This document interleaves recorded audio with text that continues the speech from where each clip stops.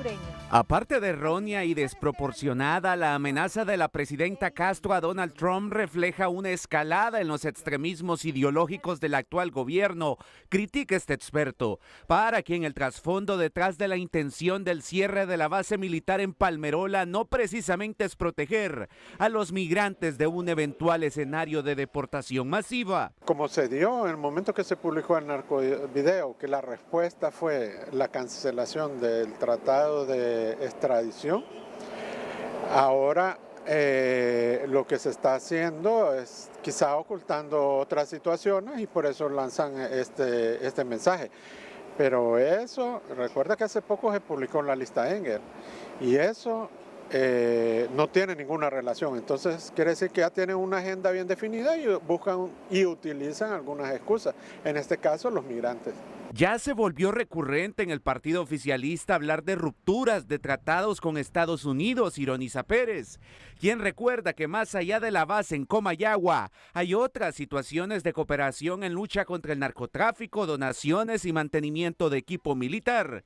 Pero no se puede estar tomando decisiones en base a los intereses personales de un pequeño grupo porque se pone en riesgo la estabilidad de millones de hondureños, afirma este analista, quien advierte que los más felices con el cierre de la base estadounidense en Palmerola serían los narcotraficantes. Sería un error estar pensando en cancelar esa base porque prácticamente estaríamos dándole vía libre, ahora sumado a la denuncia del tratado de extradición para que los narcotraficantes operen con tranquilidad en el país. Al final no será con actitudes hostiles y chantajes que se logrará abogar por los connacionales en territorio estadounidense, amplió el representante de sociedad civil. Frente a las advertencias de Donald Trump, lo que hace Xiomara Castro es llamar al diálogo, defiende el asesor presidencial Manuel Zelaya, para quien las relaciones con Estados Unidos no pueden deteriorarse por un tema migratorio.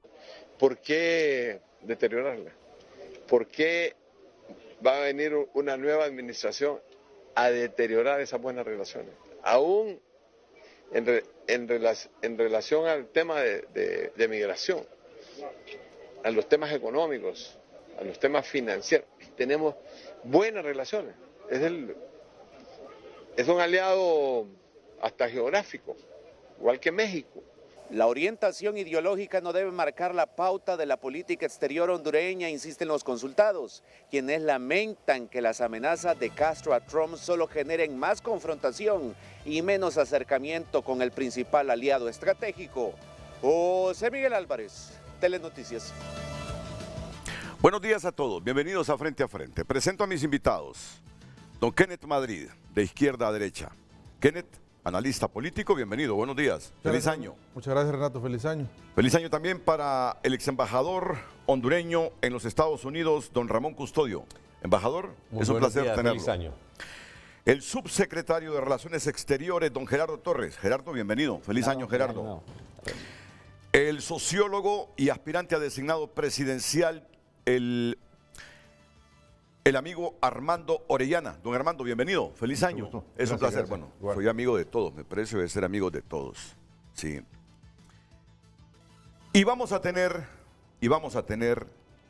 porque yo creo que Honduras necesita el análisis adecuado, equilibrado, objetivo, sin prejuicios, debidamente informado sobre todo. Debidamente informado sobre este tema. Porque está claro, somos un país muy polarizado desde hace décadas. Desde el golpe, el país se polarizó y todos los días hay vestigios de esa polarización. Claro, hay posiciones favorables al actual gobierno, como las hubo en los pasados 12 años de gobierno nacionalista, e igual oposición fuerte, crítica, objetiva y extremista. La hubo en los 12 años de gobiernos cachurecos y la hay hoy con el gobierno de Libre, pero así es la democracia. Así es la democracia. No hay tal que hoy tenemos una oposición férrea como no hubo en el pasado. Sí, en los 12 años de gobiernos cachurecos hubo una oposición de Libre fuerte, fuerte, fuerte. Y hoy Libre tiene opositores fuertes. pero también opositores críticos ponderados, equilibrados, que en función de la información que tienen, razonan y emiten sus criterios. Pero ¿por qué molestarse si así es la democracia? Que no encuentren los votos para la ley de justicia tributaria libre todavía, o los votos suficientes para la aprobación del presupuesto. En cualquier parlamento, un congreso del mundo, donde se está en minoría, sus sistemas mismos dicen, pues aquí hay que hacer elecciones de nuevo. Pero nuestro sistema no es así. Le corresponde a quien no obtenga los votos para aprobar leyes en el Congreso, ponerse pila, dialogar, negociar hasta conseguir, si son mayoría simple, 65, o dependiendo del número de diputados que haya, 50 para aprobar una ley por mayoría simple, se negocia. Así de simple. Si no se tiene mayoría calificada, 86 para una reforma constitucional y la ratificación en una subsiguiente, pues hasta conseguir esa mayoría calificada. Y si no se consigue, esa reforma no se produce. Así que estas cosas no nos deben causar pánico, prejuicio, descalificaciones y odio entre hondureños. Insisto, el programa de hoy tiene, por lo menos es lo que yo aspiro, una mística de debate intenso, bienvenido si lo hay, pero debidamente sustentado e informado. Y para comenzar, solo me va a permitir el vicecanciller de la República, pero bajo esta línea quiero saludar al periodista Ramón Matute. Moncho, te agradezco que estés espontáneo, que estés conmigo aquí. Gracias. Tú sabes que no debería estar, que estoy de vacaciones, pero sentí la necesidad este año de comenzar temprano. Qué bueno, qué bueno. Esto más, tu presencia aquí en Frente a Frente indica algo. Indica algo, que ya la empresa te está preparando para que me sucedas. No, ¿y cuál es la sorpresa? ¿Cuál es la sorpresa? No es que estoy anunciando que me voy mañana o me voy este año, no. Es que las empresas deben preparar a su gente, a los sustitutos de sus titulares. Eso es. Y si es por mí, bienvenido al futuro moderador de Frente a Frente. ¿Entiendes lo que te quiero decir? Claro. Bueno, gracias por entonces, su confianza, Renato. bueno, es que así se trata. Y gracias por sus consejos. Así es, y es un consejo para todos. Primero, no somos eternos aquí. En algún momento, si se trata por la jubilación, yo en 2 años debo estar jubilado. Antes de los 2 años debo estar jubilado. Si se trata de común acuerdo con la empresa, pues me quedaré unos años más. Si en algún momento dice, ya se hizo viejo y pelón Renato, hay que darle las gracias y pagarle sus prestaciones, me voy. Si soy yo en el que algún momento me siento incómodo, también con respeto, como debe hacer un profesional, irse en buena lid de una empresa, les digo, miren, negociemos las prestaciones porque yo creo que ya cumplí mi misión aquí, punto. Así es.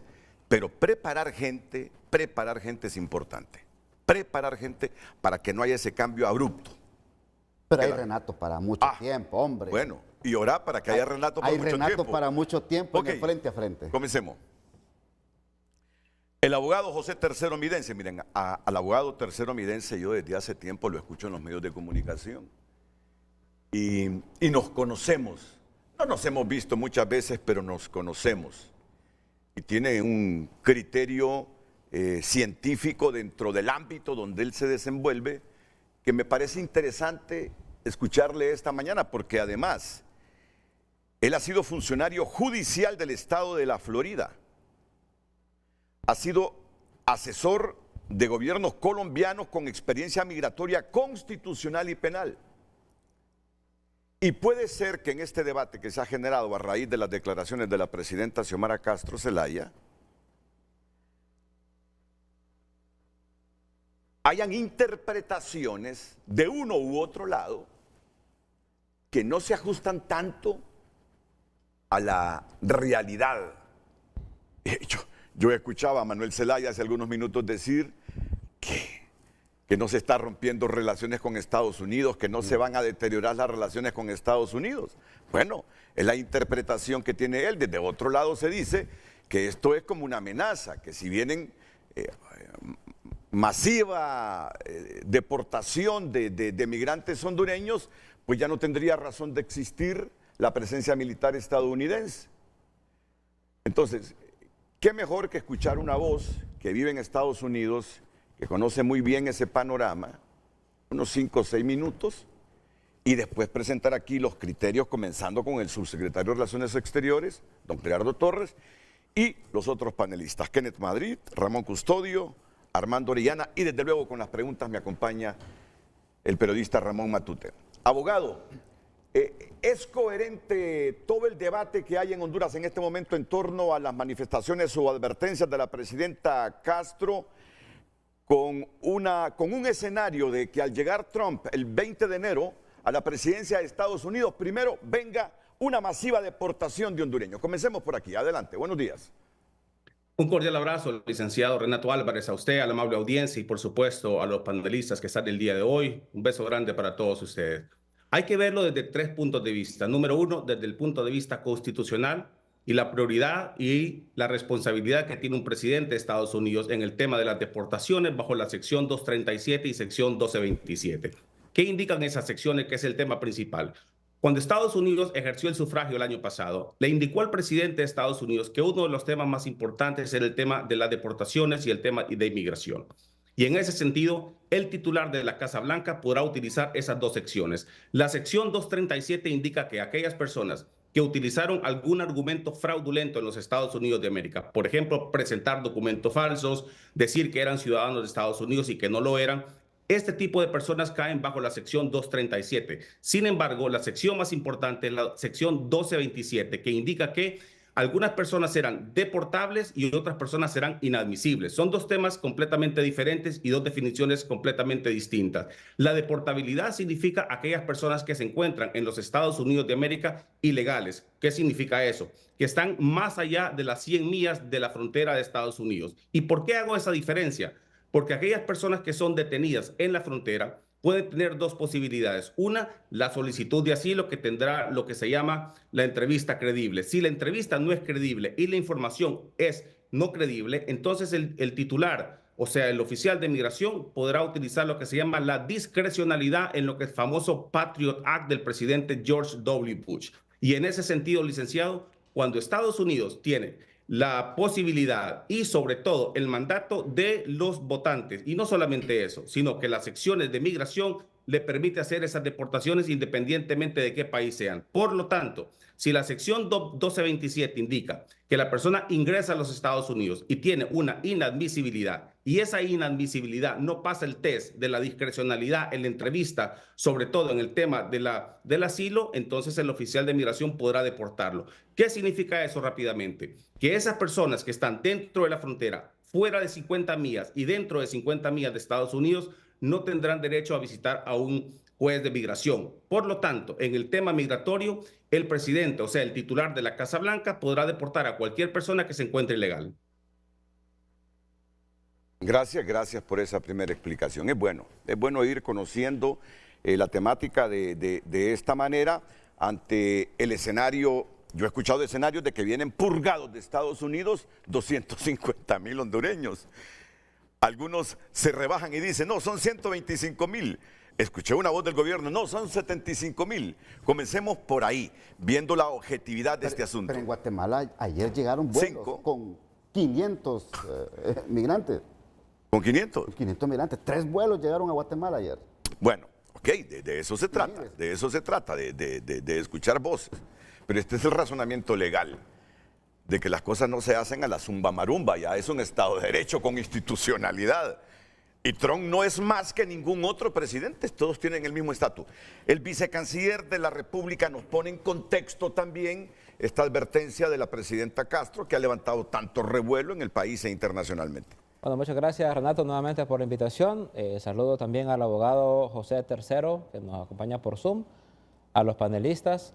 Él hace un preámbulo justamente de lo que permite la ley de los Estados Unidos. Sin embargo, no podemos sacar el componente político, que cada mandatario, cada gobierno que llega, imprime una actitud, imprime una priorización con temas de las políticas que hay. Hay gobiernos en los Estados Unidos que el tema migratorio no fue necesariamente lo más importante, y hay otros gobiernos que sí lo fue. Hay gobiernos, por ejemplo, como el gobierno del presidente Barack Obama, que no necesariamente hizo tanto alarde de las cosas que iba a hacer. Sin embargo, fue el gobierno en el que más deportaciones se reportaron, ¿no? O sea, Obama deportó más gente que la que deportó Trump en su primer mandato. Lo que vimos en parte del gobierno del presidente Trump en su primer mandato fueron acciones que ellos mismos decían, ¿no?, que era para meterle miedo a los migrantes. Eran acciones bastante fuertes, ¿no? Separaciones familiares, niños detenidos. Hay que recordar, Renato, seguramente usted lo reportó, más de 30,000 niños hondureños detenidos en centros de detención migrantes, que eran cárceles, ¿no?, sin ninguna capacidad de poder acceder a ellos, sin ninguna capacidad de respeto mínimo de sus derechos. La pregunta es, ¿qué hizo en aquel entonces el gobierno de Honduras? Un poco para hacer una comparación de lo que se está planteando en este escenario y lo que se hizo antes. Nosotros al presidente Trump lo respetamos plenamente, además consideramos que ganó democráticamente. Creo que hay que aprender también a respetar el mandato de la gente, ¿no? En Honduras les cuesta a alguna gente aceptar que el pueblo de Honduras votó por libre, votó por la presidenta Xiomara Castro, y le decía yo en un foro que estuve hace poco aquí con el amigo Matute, decía, hay gente aquí que cuando la democracia les beneficia es buena y cuando no es mala. No, la democracia es el mandato de la mayoría y la mayoría votó por el presidente Donald Trump, que llega con toda esa legitimidad.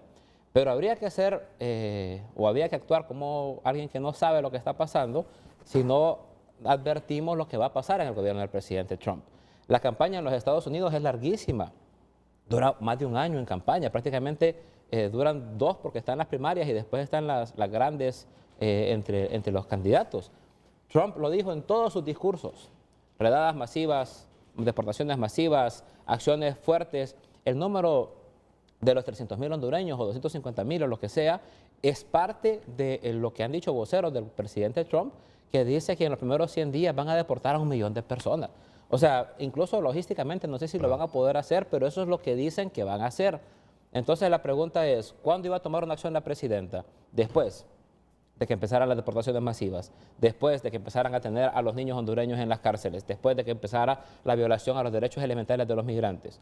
No, la presidenta lo hace antes y le dice al presidente Trump, entre otras cosas que dice en su discurso de inicio de año, lo invita como el socio estratégico que es a ser parte del primer proyecto más importante de la próxima década en Honduras, que es el ferrocarril. Después le dice, espero que podamos tener un diálogo abierto, porque lo que le está pidiendo es diálogo a los Estados Unidos, no es quedar con la cabeza agachada viendo cómo le pasan por encima a los migrantes hondureños. Y le dice, si no hay diálogo, entonces el espíritu de cooperación militar en el que estamos muy bien tendrá que ser revisado. Porque si yo considero que usted es mi amigo y usted considera que yo soy su amigo, yo espero algún tipo de reciprocidad, pues. ¿Qué tipo de amigo es en el que usted me pega a mí y yo sigo diciendo, es que Renato es mi amigo, ¿no? Yo creo que para mantener esa amistad hay que demostrar voluntad de ambas partes y lo que la presidenta está pidiendo es un diálogo. Si Estados Unidos irrumpe esa voluntad de diálogo, entonces Honduras considera que tendrá que revisar un convenio que para ellos es importante. Y cierro porque me gustaría escuchar las posiciones para que no quedarme yo con la palabra demasiado tiempo. Hay medidas que hacen los estados para lograr objetivos y ponerse en la mesa. Por ejemplo, ¿qué es lo que le dice el presidente Trump a la presidenta Sheinbaum? Le dice, le voy a poner imposiciones de peso a los productos mexicanos si usted no militariza la frontera. O sea, está utilizando medidas de presión económica para lograr resultados militares y de control migratorio. ¿Qué es lo que le dice la presidenta? Prácticamente lo mismo, ¿no? Es como, vamos a hablar qué cosas le interesan a usted y qué cosas nos interesan a nosotros para sentarnos a hablar. Los migrantes en este país generaron el año pasado más de 9,000 millones de dólares. Es la principal ingreso de las familias hondureñas. ¿Qué pasaría si una fuerza extranjera, cualquiera que sea, empieza a golpear a la gente que trabaja en X o Y sector, que empiezan a golpear a los empresarios que trabajan en X o Y sector, que empiezan a golpear el sector agrícola? No tendría el Estado de Honduras que salir a hacer una acción. La diferencia de esto es que esa fuerza laboral no está en el territorio hondureño, está en el territorio de los Estados Unidos. Y entonces el diálogo es con los Estados Unidos. Pero de brazos cruzados no nos vamos a quedar. Y lo que estamos invitando es a un diálogo y sabemos que así como a nosotros nos interesan o nos deberían de interesar los migrantes, a Estados Unidos le interesan sus posiciones geopolíticas y su presencia militar en el país. A mí me parece, la verdad, catastrófico para mi aprendizaje como político, como hondureño, ver cómo hay tanta gente en este país que viene a estos foros a defender bases militares extranjeras en contra de los derechos de la población hondureña migrante en ese país. Bueno, pues ya le voy a mostrar también cuántas bases tiene Estados Unidos en el mundo. Ya le voy a decir cuántas bases tiene Estados Unidos en el mundo. Desde hace muchas décadas motivadas por diversas razones y países con estados de derecho que no se puede refutar. Pero antes, sabemos también cómo son las campañas políticas en Estados Unidos y sabemos la boca que tiene Donald Trump y sobre todo en una campaña política. Entonces, quiero que aquí nos formemos ya una primera conclusión, muy temprana, pero vayamos construyéndola ya. Lo que políticamente se dice en una campaña electoral en Estados Unidos, aún habiendo ganado las elecciones ese partido, ya con presidente electo, sin que todavía hayan sido ratificados por el Congreso o por el Senado de Estados Unidos, los funcionarios que van a acompañar a ese gobierno o a ese presidente, ¿cuánto peso legal tienen en la institucionalidad estadounidense? Abogado José III Mirense. Hay un término en derecho internacional que se llama la raqueta y el reenvío, y le mando un saludo de nuevo al vicecanciller Gerardo Torres. Número uno, cuando se habla de las imposiciones de los impuestos en Estados Unidos, existen dos cláusulas. Una, lo que se llama the necessary and proper clause. ¿Qué indica eso? Que el artículo 1 de la Constitución podrá y le da poder al Congreso de Estados Unidos para presentar cualquier impuesto dentro de Estados Unidos y fuera de los Estados Unidos. Así se llama, necessary and proper clause. Si Estados Unidos indica a través del Congreso de los Estados Unidos, que en este momento va a ser republicano, que existe un agravio en contra de Estados Unidos y que se va a imponer un impuesto, lo puede hacer el Congreso a través de esa definición. Y número dos, con una orden ejecutiva o un acuerdo ejecutivo, el presidente, que es uno de los 5 poderes prerrogativos que tiene la Casa Blanca, también podrá imponer impuestos tanto a las importaciones o a las exportaciones. Entonces creo que no se trata de una imposición, en este caso política, de parte de Estados Unidos, sino que es una imposición constitucional. De manera que si el Congreso de Estados Unidos, que es lo que se llama el tax and spending, podrá regular los impuestos y sobre todo también el gasto público. Y a través del gasto público hay esa definición que se llama necessary and proper clause. Entonces, si el presidente de Estados Unidos conversa con el Congreso y el Congreso decide que se necesita hacer un impuesto a las importaciones, exportaciones o gravar de pronto algún producto que venga de México, el Congreso lo podrá hacer. Y número dos, el presidente de Estados Unidos, a través de una orden ejecutiva que se la permite, por supuesto, la oficina de la Casa Blanca y Hamilton y Thomas Jefferson en la Constitución de Estados Unidos, el presidente también podrá hacerlo. Ahora, eso depende únicamente, en la primera acción depende del presidente. Si él considera que hay una falta de seguridad, un agravio en contra de la nación norteamericana, el presidente lo podrá hacer sin solicitarle al Congreso el permiso. Si el presidente cree que el gravamen tiene que ser un poco mayor a los productos que vienen desde los Estados Unidos y en un acuerdo legislativo, entonces el Poder Legislativo podrá, a través de proper y necessary clause, imponer esos impuestos. Así que de esa manera se analiza constitucionalmente el por qué y para qué de cómo se manejan los impuestos en Estados Unidos. ¿Se imagina usted el escenario de que en los primeros 2-3 meses de Donald Trump en la presidencia de Estados Unidos pueden venir aquí 250,000, 300,000, 150,000 migrantes hondureños sin documentación en Estados Unidos? La pregunta se responde de esta manera. La sección 1227 le permite al Departamento de Seguridad Nacional utilizar todos los mecanismos, excepto uno. Ya lo voy a explicar. Para que aquellas personas que se encuentran en los Estados Unidos ilegales puedan ser deportados. ¿Dónde y cómo? Es complicado hacer una deportación. Digamos, hay una definición que se llama el profiling. ¿Qué significa profiling? Significa esto. Si existe, digamos, un partido de fútbol en Los Ángeles, California, y lo voy a poner de esta manera para explicarme mejor. Entonces, el Departamento de Migración, o sea, los oficiales de migración, no podrán estar en las afueras del estadio esperando que las personas salgan en un partido de Honduras contra México. ¿Para qué y por qué no?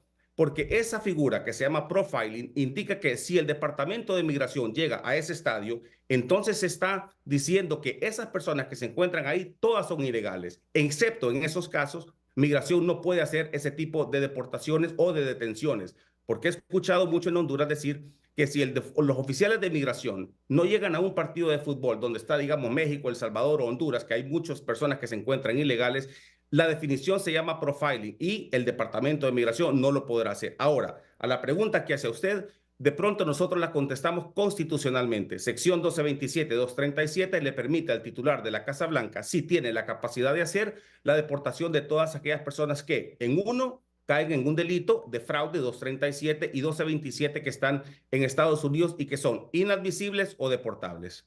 Entonces, sí cabe ese escenario. Si es que ellos pueden, con todas las herramientas que tienen y su institucionalidad, ser capaces de retener a 200.000, 300.000 personas que no están legales allá y deportarlas. Ese escenario sí cabe entonces.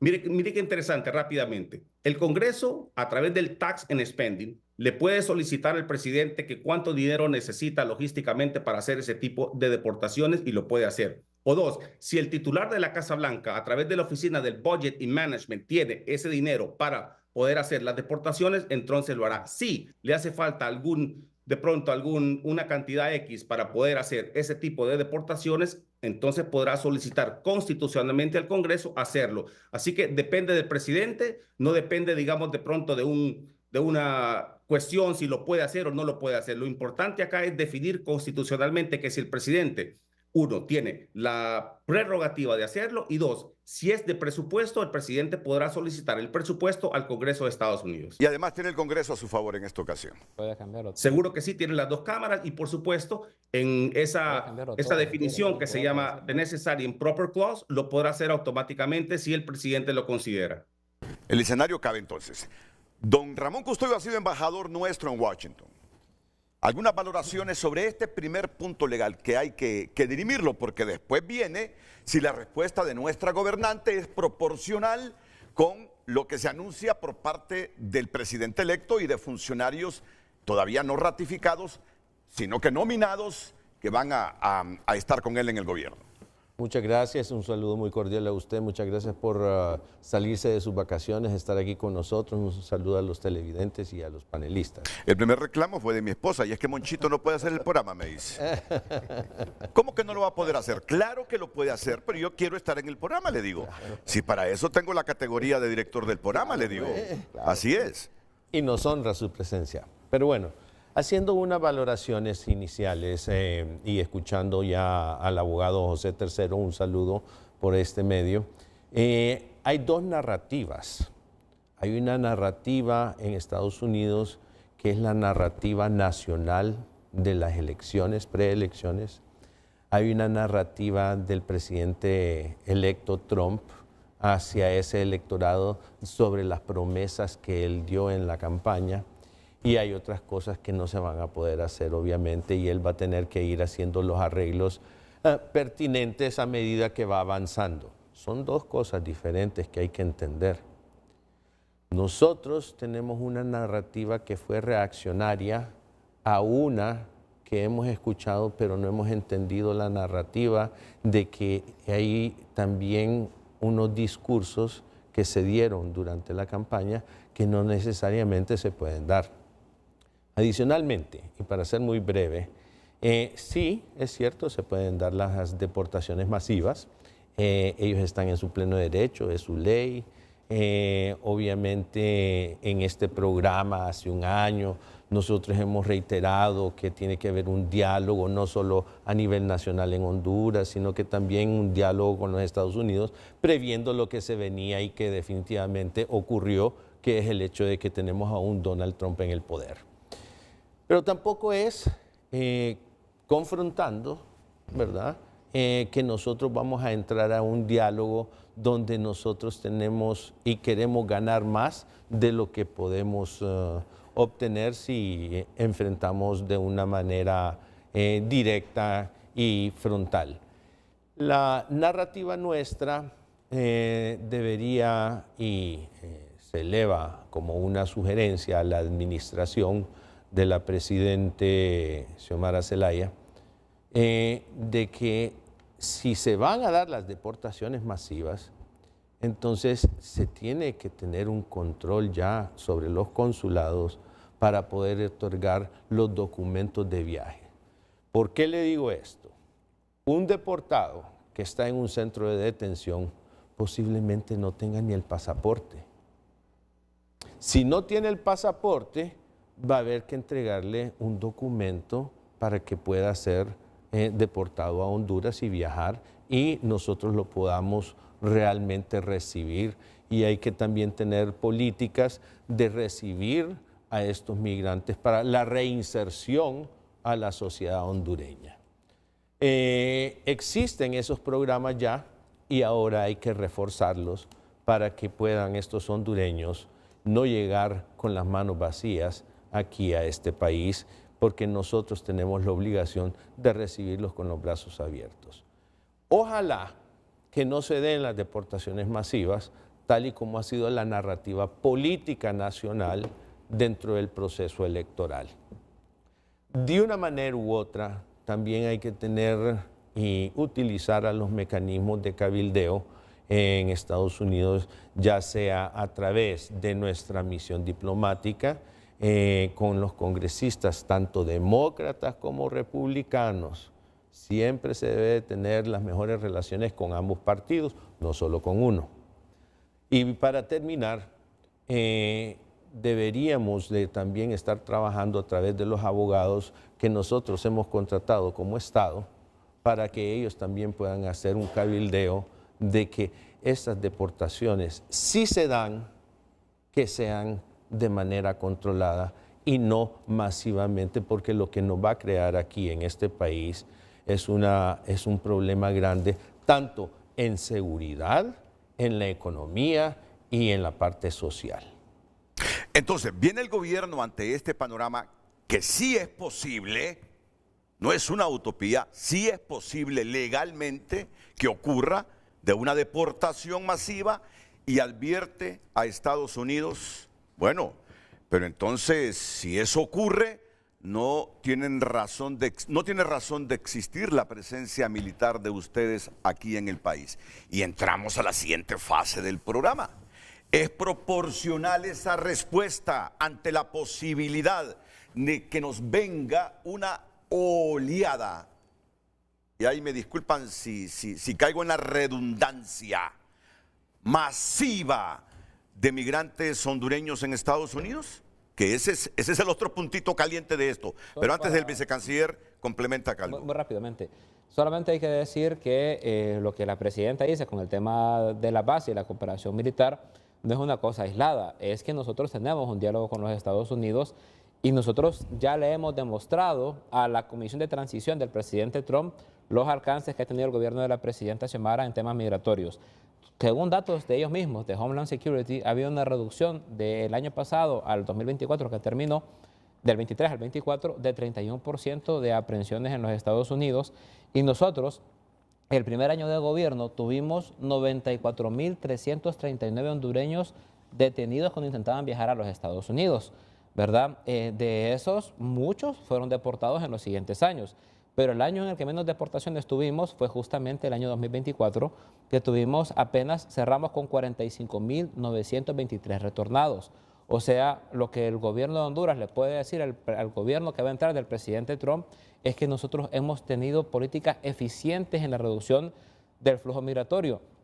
Por eso es que la presidenta dice en el discurso, y yo les pido que lo escuchen y que lo repasen, dice medidas innecesarias, ¿no? Porque es cierto que han habido uno, dos o algunos casos de hondureños vinculados a actividades criminales en los Estados Unidos, pero son casos muy aislados de 1 millón de personas que están trabajando honestamente. Entonces, nadie está negando el poder que tiene Estados Unidos. La Constitución de la República de los Estados Unidos le da el poder al presidente, al Senado y al Congreso de hacer lo que ellos quieran en su país.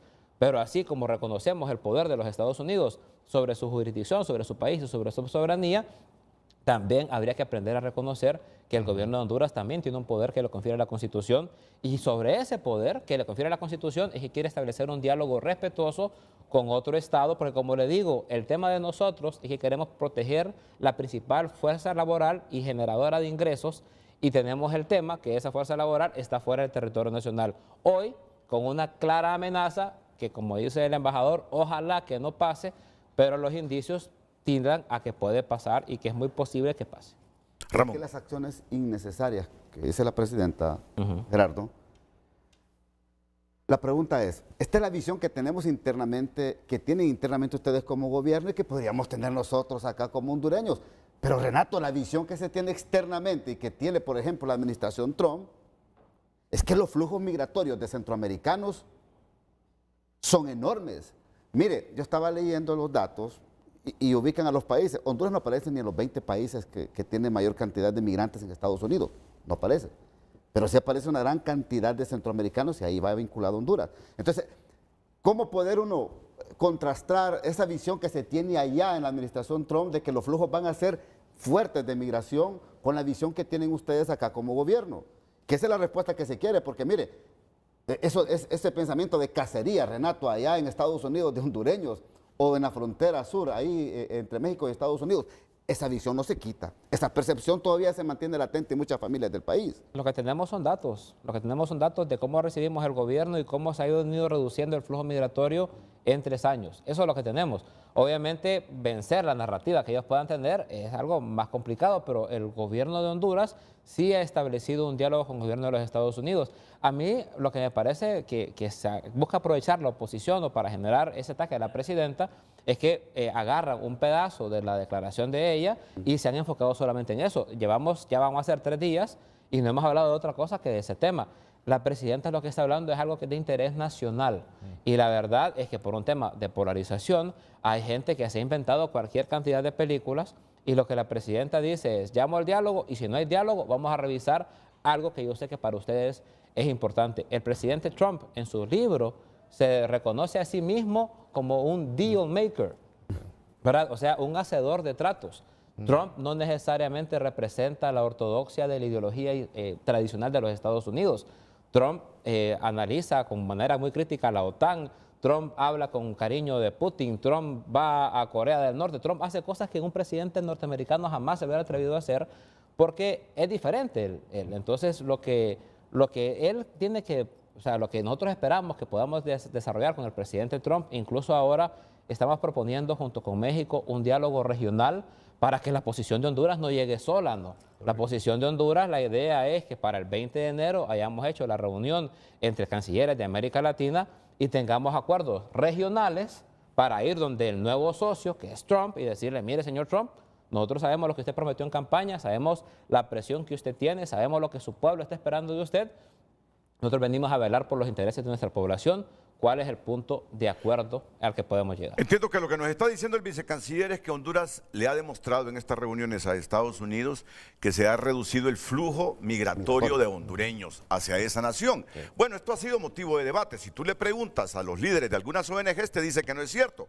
Pero el canciller dice, aquí están los números, aquí están los números.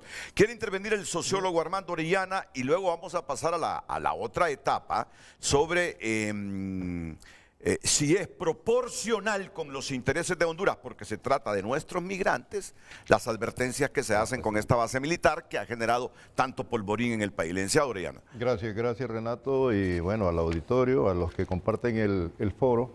Yo creo que, Renato, es importante tener como ciudadanos una valoración en todo debate, en todo análisis, razón y emoción, ¿verdad? Porque muchas veces partimos de perspectivas en las cuales las miradas a veces quedan estrechas en situaciones coyunturales o nos dejamos afectar por elementos del temor, del miedo, la incertidumbre, pero fundamentalmente creo que se está orientando el debate hacia eso, al razonamiento y ver con objetividad realmente cuál es el tema central, que es la protección sobre los migrantes, ¿verdad? Una situación que realmente como Estado, la sociedad hondureña también debe valorar en función de una situación que puede potencialmente afectarle, ¿verdad? Y no afectarle solo a ellos, sino que también al propio país, la economía y los mismos familiares.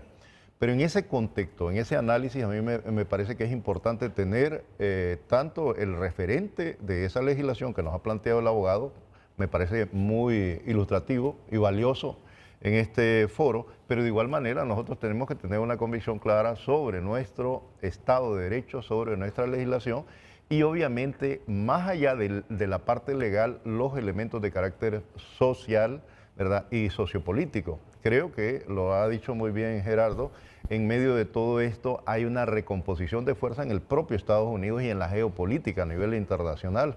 Estamos avanzando hacia un mundo multipolar, ¿verdad? Ya no es el mismo escenario de los años 90 o inicios del siglo XXI, sino que hay una recomposición de fuerzas y hay un deterioro, quiera sí o no, de esa gran potencia económica y de alguna manera ese sustento de la economía norteamericana está también esa mano de obra del latinoamericano, del migrante que viene de diversas naciones y que está sosteniendo también esa situación. Entonces me parece que esas decisiones deben, o el análisis debe valorarse en función de todas estas variables que están incluidas. Estaba escuchando a Alfredo Jalife, ¿verdad?, que también está haciendo valoraciones sobre esos elementos y me parece que hay certeza en lo que está diciendo nuestro viceministro, ¿verdad? En el caso concreto de situaciones que se están planteando, incluso conflictos con Dinamarca frente a Groenlandia, el caso de Panamá, lo que se muestra de alguna manera es esa presión que ejerce Donald Trump bajo sus características carismáticas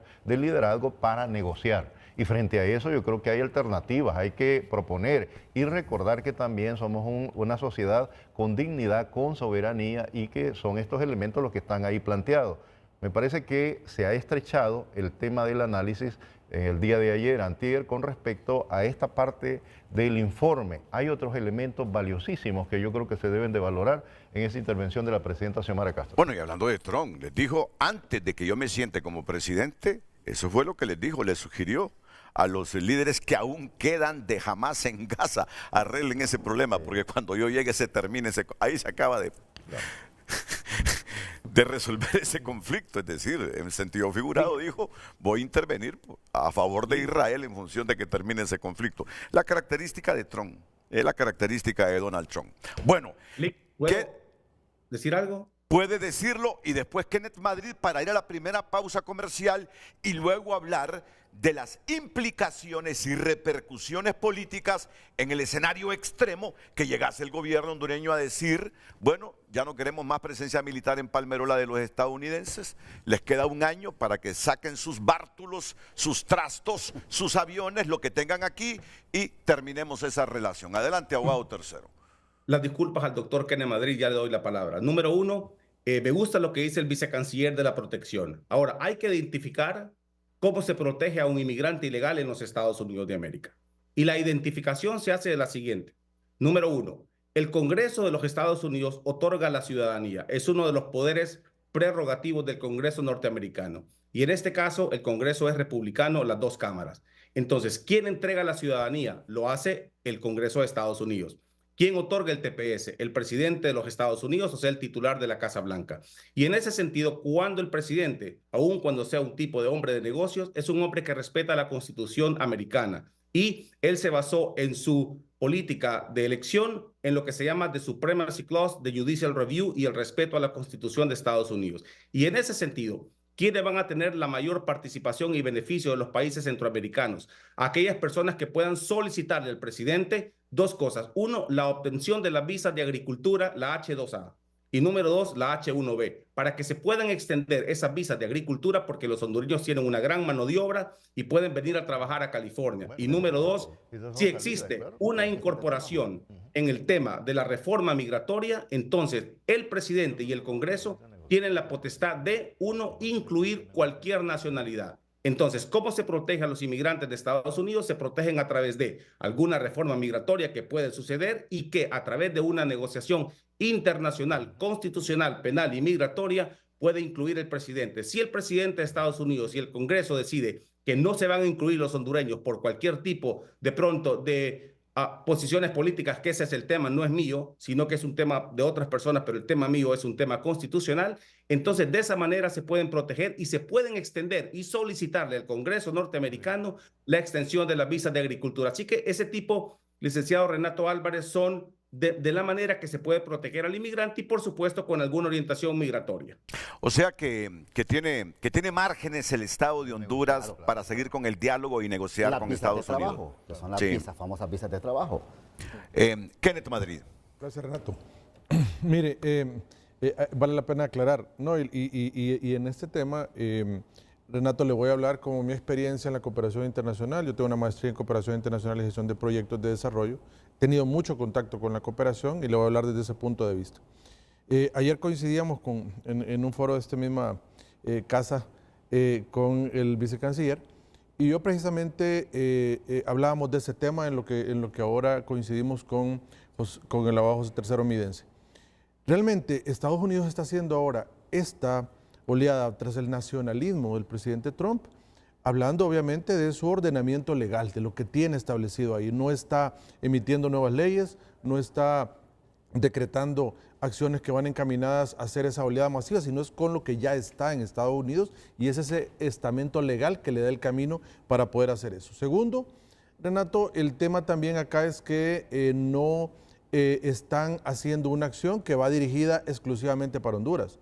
Es una política que el presidente Trump desarrolló desde su campaña y ahora obviamente va dirigido a la inmigración ilegal de manera global, en general, hacia su país, por ese sentimiento de nacionalismo puro. Ahora, dentro de esa circunstancia que nos puede traer a nosotros, obviamente, una situación que desmejora la economía hondureña producto de las remesas y los compatriotas que están allá, ahí coincidimos obviamente con el vicecanciller, que realmente hay que buscar la protección, hay que buscar la manera de que nuestros compatriotas en Estados Unidos tengan un estatus legal, Renato. Ahora, nosotros lo que decíamos era, ¿por qué llegar tan hostilmente, verdad? ¿Por qué llegar tan hostilmente de entrada?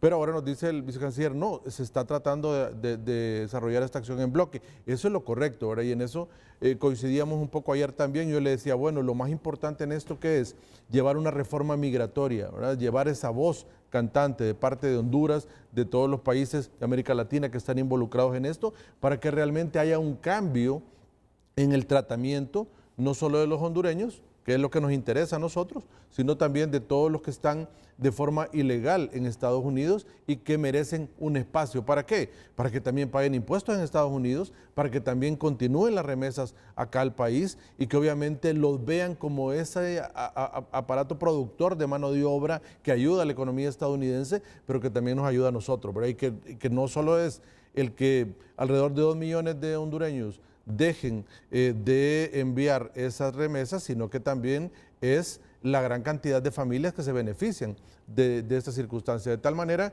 que lo que en alguna medida veíamos que había sido un poco hostil era el lanzar ese tipo de advertencia, aun cuando Estados Unidos ha sido un socio nuestro, histórico, en el cual dependemos, Renato, de las importaciones, exportaciones de Estados Unidos, migrantes 27% del Producto Interno Bruto nuestro. Entonces es buscar la forma, el diálogo, el acercamiento.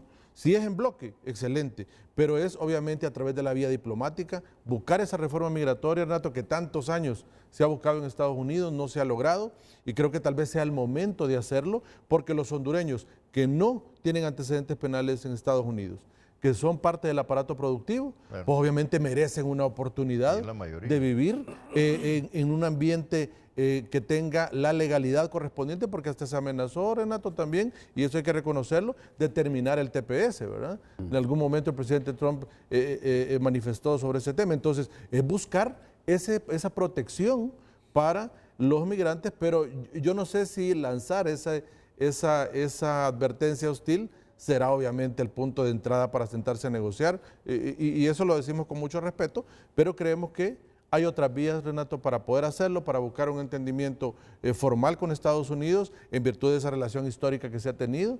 Creo que debe buscarse la forma de sentarse en la mesa y de buscar obviamente una mejor protección para nuestros connacionales. Ahora, Renato, el que solo hayan deportado a 41,000 hondureños aproximadamente en este último año, no significa que se ha reducido la cantidad de hondureños que van para Estados Unidos. Pero eso es importante también ver las cifras. Muy bien, antes de ir a la pausa, y en 1 minuto 30 segundos, tiene que ser respuestas, y se los pido con todo respeto, y breves para después profundizar.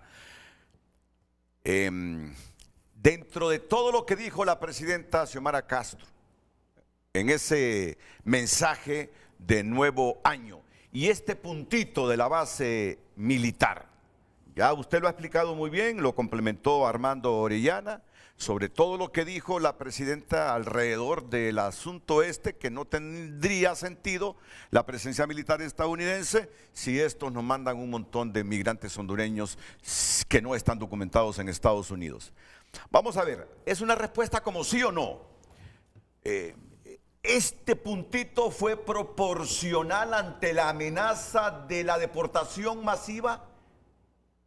¿Fue proporcional esto de decir, como que ya no habría razón de la presencia militar de ustedes en nuestro país si nos envían ese montón de hondureños migrantes. ¿Sí o no? Y después me lo explica, abogado tercero.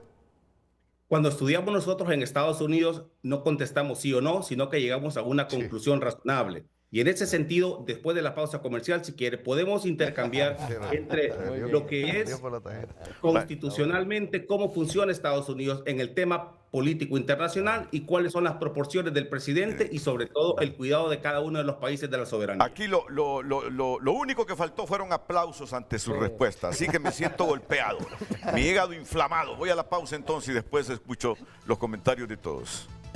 En Frente a Frente nos interesa tu opinión. Damos lectura a la opinión de las personas a través de X. Nos encuentra si usted quiere opinar como Frente a Frente HN.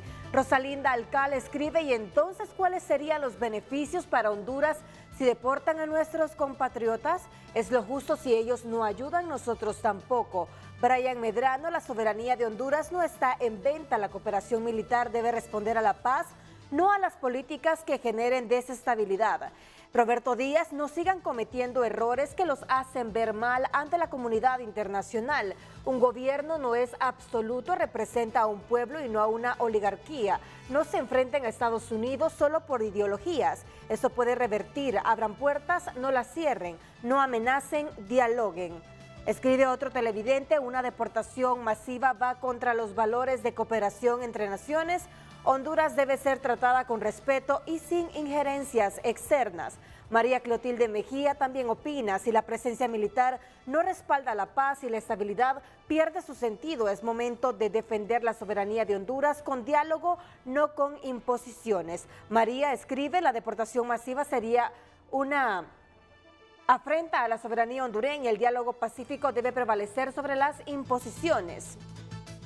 Leonor Flores también opina: Honduras busca soluciones pacíficas y soberanas. Deportaciones masivas pondrían en riesgo la legitimidad de cualquier colaboración militar. Algunas de las opiniones. Tiene la posibilidad de opinar también a través de nuestro WhatsApp 9773-6065.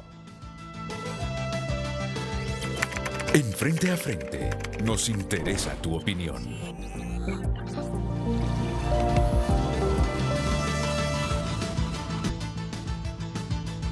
Ya llevamos 2 pausas comerciales, ¿verdad? Ya llevamos 2 pausas comerciales. Este insumo creo que es interesante proporcionarlo. Es interesante proporcionarlo.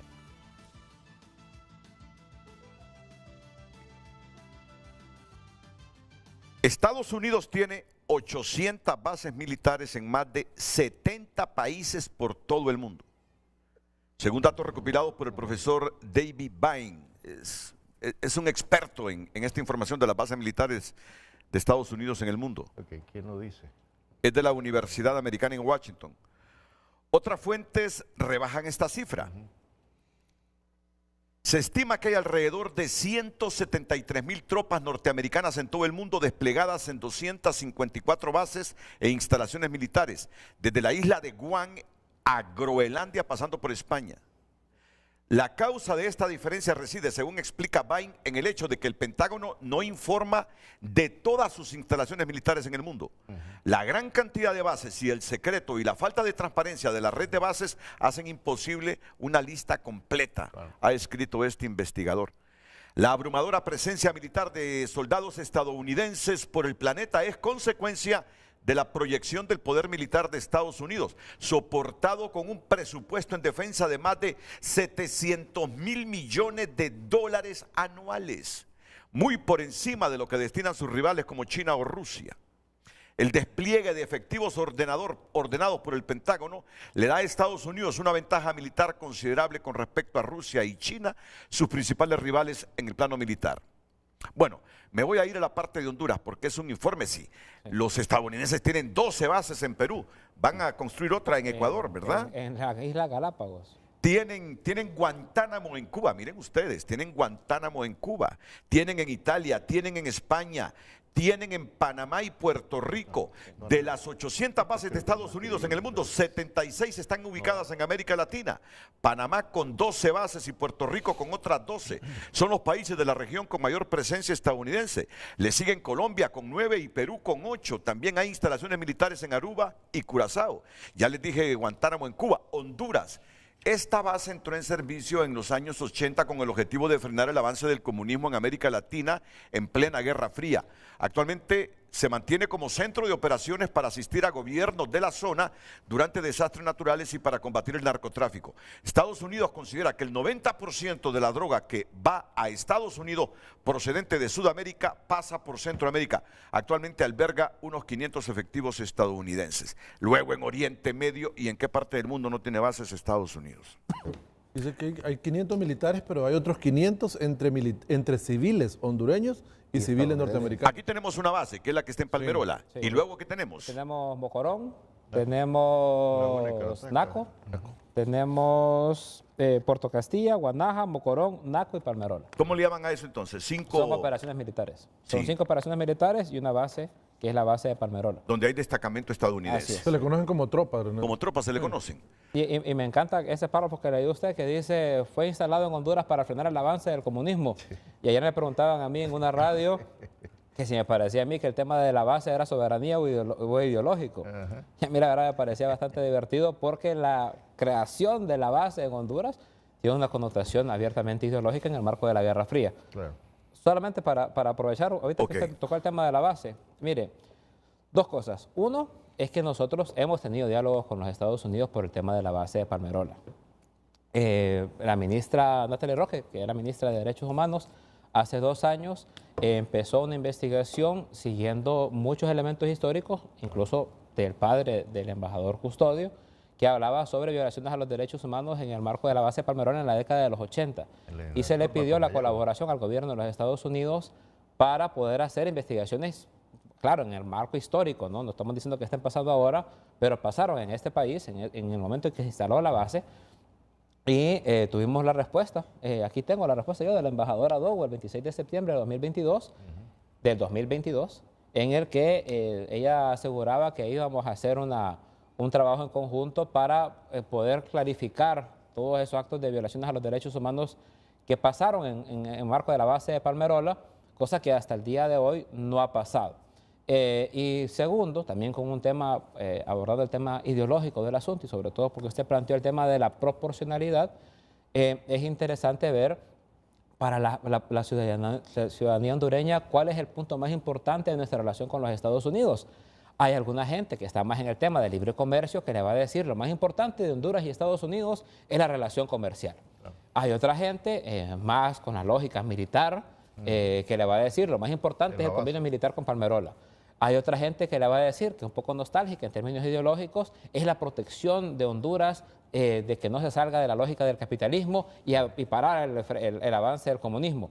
Y hay otra gente, que creo yo es la mayoría de la población hondureña, que si nosotros le preguntamos cuál es el tema número 1 de la relación Honduras-Estados Unidos, nos va a decir son los migrantes. Entonces, para contestar un poco a lo que decía usted de la proporcionalidad, obviamente si lo que nos están tocando es el tema más importante, que es el tema de los migrantes, nuestra acción debe de ser contundente y debe de ser firme. No hay para el gobierno de la presidenta Xiomara Castro ningún tema, y la gente que nos mira aquí, que nos mira en Estados Unidos, no hay ningún tema en la relación Honduras-Estados Unidos que esté por encima de los derechos y de salvaguardar la vida de la población migrante y que se respete, obviamente, en un proceso de respeto también de las leyes de los Estados Unidos. Entonces, si nos tocan el tema más importante, nosotros queremos hablar también del segundo tema más importante para algunos, que es la base militar o las operaciones militares. No estamos tocando el tema del libre comercio, no estamos tocando el tema comercial ni el tema económico, no estamos tocando la presencia de las empresas norteamericanas en los Estados Unidos, no estamos haciendo eso, porque creemos nosotros que a nivel de Estado lo que nos compete es la parte del convenio militar y no meternos en el ambiente privado de la participación comercial, tanto de capital hondureño hacia ese país y de capital de ese país hacia Honduras. Pero han habido ventajas también de tenerlos acá, Renato. Claro. Han habido muchas ventajas de tenerlos acá. Claro, ellos nacieron, efectivamente, como decía, con un tema seguramente ideológico por el tema de la Guerra Fría y el avance de Nicaragua que tenía hacia Honduras, y eso todos lo sabemos. Ahora bien, hubo un cambio, obviamente, en las operaciones de ellos, y ahora se dedican a el delito, el crimen organizado transnacional. También luchan eficientemente en cuestión de desastres, tienen un mandato fuerte de colaboración hacia ese tema. Y el otro tema donde han cambiado, y hay que ver qué espacio tienen, es la protección a los derechos humanos, ¿verdad? En el tema de asistencia que se da también militar al país. Ahora, miren, Nato, los grandes impactos que se ha tenido en el país y que han golpeado a la criminalidad organizada, tienen mucho que ver la Fuerza de Tarea Conjunta Bravo de Estados Unidos, ¿verdad? Muchos de los operativos con nombres rimbombantes que tenemos, Renato, participa Estados Unidos y tiene una labor fundamental en ello. Por eso, Renato, el impacto político, el impacto político legal de la decisión del escenario de remover esta base o esta presencia militar estadounidense, la vamos a analizar después de la pausa comercial. Pero usted, licenciado Orellana, quería agregar algo en función de lo que dijo Kenneth. Porque yo creo que también es importante el contexto histórico de esta base. Recordemos que el fundamento legal está en acuerdos que se produjeron en 1954. Sí. Y es importante recordar que esa posición, ese posicionamiento geopolítico llevó también a la agresión desde Honduras al pueblo guatemalteco. También son cosas que yo creo que es importante recordar. Y cuando se eleva aquí a la discusión, por eso hablé de emoción y razón, ¿verdad? Que también tiene que ver con situaciones que se dieron en inicio de siglo, Renato, y creo que tú fuiste miembro de un frente estudiantil que aludía a uno de esos líderes de esos años de la primera y segunda década, Froilán Turcios, ¿verdad? Entonces, esa identidad patria, ese deseo también de no tener presencia, está ahí también en esa historia de Honduras, ¿verdad? En esa lucha también, ¿verdad?, por reivindicar una dignidad patria. Entonces, cuando vemos eso en la década de los 80, cómo se construyó también en ese escenario donde un expresidente, disculpen los que son militantes del Partido Nacional, del Partido Liberal, pero ver a un Suazo Córdoba uniformado, del uniforme norteamericano, yo creo que algunos, por lo menos en nuestro criterio, que éramos estudiantes en aquel momento y que vibrábamos de emoción frente a eso, recuerdo yo que nos indignó, ¿verdad? Y en medio de toda esa situación, hablando de derecho constitucional y soberanía, ¿en qué momento se nos consultó a nosotros, a los hondureños? Se ha dicho que es de carácter ideológico esa cuestión, que no respondía realmente a una demanda de los hondureños, queremos que nos traigan una base. Respondió a una geopolítica, ¿verdad? Entonces, en medio de toda esa situación, yo creo que hay que hacer valoraciones, como tú dices, de lo positivo y lo negativo que puede generarnos, pero también hay una trayectoria histórica de ese papel que jugó esa base militar cuando, yo recuerdo también, ¿verdad?, a su padre haciendo denuncias sobre violación a los derechos humanos en Comayagua, que incluso estaba el tema del SIDA, ¿verdad?, porque había militares que salían de la base en ese momento y hubo, debido a esas denuncias, una restricción para que no salieran. Hubo también otras denuncias donde esos mismos militares, en los ejercicios militares que se daban en diversas zonas del país, detuvieron a un sacerdote que está vivo todavía. Yo tengo mucho afecto porque estuve vinculado con los jesuitas. El padre Jack Donald, que es ¿verdad?, un sacerdote jesuita, vive todavía, ¿verdad?, fue detenido y llevado en un helicóptero, amenazado de que iba a ser tirado desde el helicóptero. Ese tipo de versiones, testimonios, estuvieron ahí. Entonces, no es cierto que todo ha sido dorado. Yo creo que debemos tener una valoración objetiva. Cuando digo emoción y razón, hay elementos positivos, ¿de acuerdo? Licenciado, sí. Y ahí vamos a coincidir con usted entre lo positivo y negativo, de acuerdo. ¿Cómo nació? ¿Cómo se dieron muchas situaciones? De acuerdo, nadie está desconociendo eso. Y el hecho de que nosotros digamos que la base aérea norteamericana en el contexto actual, no antes, todo lo que ya sucedió, ojalá que en algún momento podamos tener la verdad, pero en el contexto actual, Honduras debe sacarle provecho a ese tema, ¿no? Claro. Honduras debe sacarle provecho y es el tema de nosotros con el delito transnacional del crimen organizado no podemos solos, sin lugar a dudas que han colaborado con nosotros. De hecho, se decía, bueno, en el pasado no han hecho golpes porque hasta ahora, no, sí se ha hecho también. Recuerde que el gran golpe que se le dio a la Mara Salvatrucha en el 2016 también fue el gran golpe que se ha dado ahora. Y ha sido colaboración en ese tema. Y permítame, embajador, solo le concluyo en ese tema la idea, que es que Ahora debemos de evaluar, y el hecho de que nosotros digamos hay buenos beneficios de la base no significa que no tengamos ese sentimiento nacionalista como país y que defendamos al país. No significa eso. Entonces estaría dañado en su soberanía Alemania, Italia, España, Portugal, Turquía, por ejemplo. Entonces, lo que tenemos que hacer nosotros es aprovechar esa cooperación militar, fortalecer nuestro ejército, nuestros órganos de investigación, aprovechar ese conocimiento que se da y los recursos para nosotros emerger. Por eso lo hizo Europa en la posguerra con todas estas bases militares y lograron emerger también. Tenemos que aprovechar mejor este recurso estadounidense, pero no decir que todo es malo, porque no es malo. Claro. Colabora mucho con nosotros. Hay dos cosas que yo sí quisiera intervenir. Y yo he escuchado muy detenidamente a todo el mundo con respeto y les agradezco que se haya dado este diálogo de altura en esta ocasión. Es cierto lo que usted ha manifestado, don Armando, en el sentido de que sí, mi padre tuvo una lucha en ese entonces, pero era una lucha de un momento histórico en un momento que ya no está. Hoy tenemos otras realidades para lo cual tenemos que luchar y tenemos que fortalecer nuestras relaciones con Estados Unidos y especialmente con esta base militar ahí.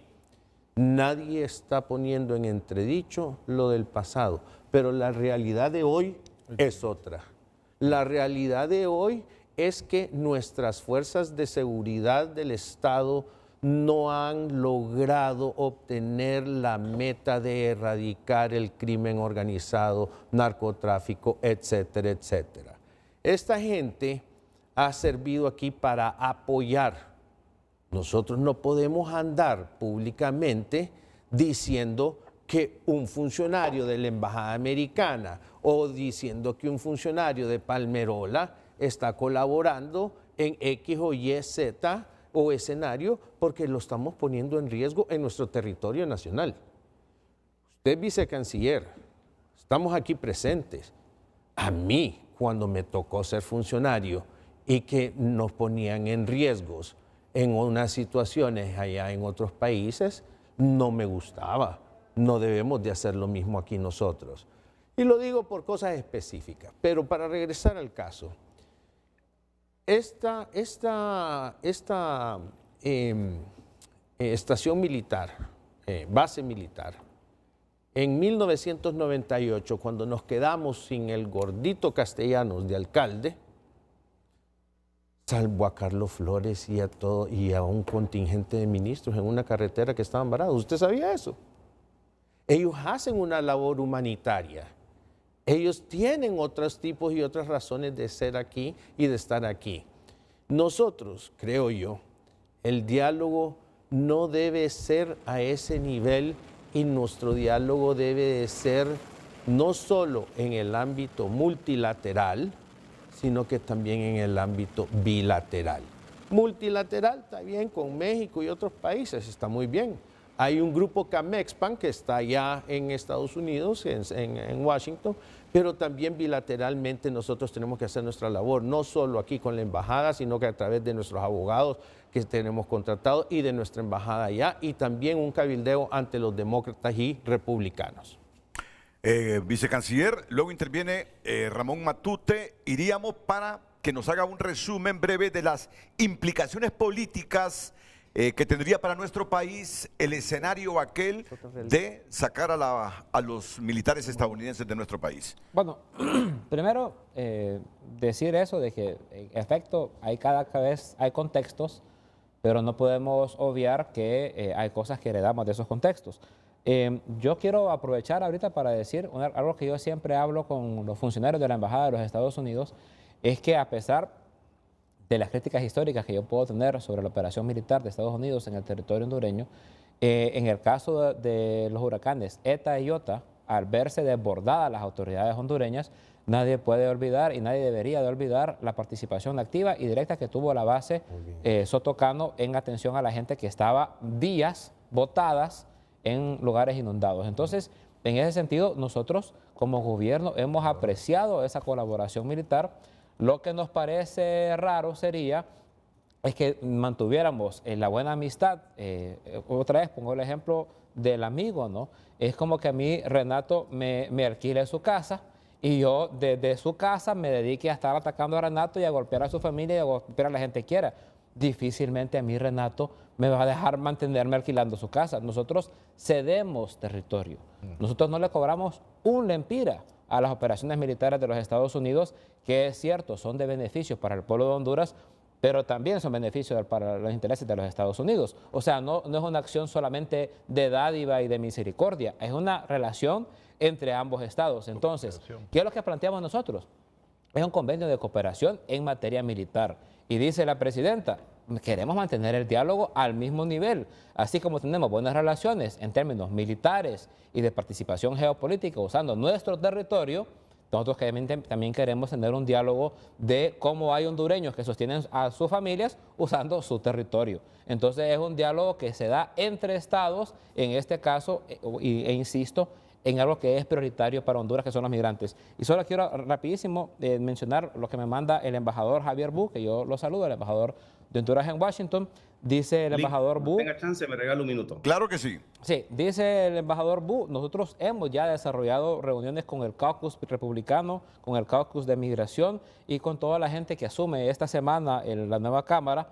Hemos hablado sobre instrumentos de cooperación que lastimosamente no se utilizaron por X o Y razón en la actual administración, que creemos que siguiendo un poco lo que pasó en el gobierno del presidente Trump se podrían utilizar. Son instrumentos que tienen que ver con la separación y la verificación de esas deportaciones, que la gente que en efecto haya cometido actos que estén en contra de la ley, pues sean la gente que Honduras reciba en ese acuerdo que tenemos con los Estados Unidos, pero que se crean nuevos canales y nuevas vías para que hondureños que tienen muchos años, que tienen familia en los Estados Unidos, que han demostrado ser ciudadanos ejemplares, puedan tener un camino legal hacia la regularización de su estatus, ¿no? Porque sería injusto, y es lo que nos parece, injusto, que entre algunas políticas que ojalá sean, como dicen aquí algunos de los panelistas, solo temas de campaña, pero sí se ha criminalizado a la población migrante como que todos fueran criminales, terroristas.